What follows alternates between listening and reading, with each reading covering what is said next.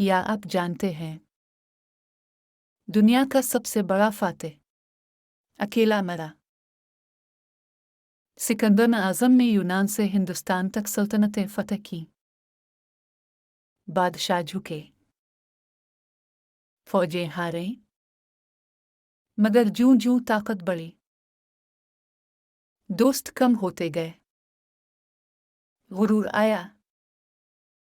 एक दोस्त इसके हाथों मारा गया और एक दिन फौज ने भी साथ छोड़ दिया।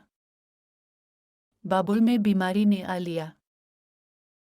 कमरे में लोग थे, मगर दिल के करीब कोई नहीं।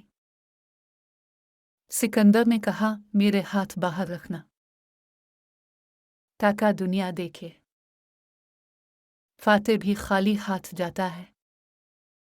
मज़ीद ऐसी वीडियोज़ देखने के लिए राज तारीख़ चैनल को सब्सक्राइब करें।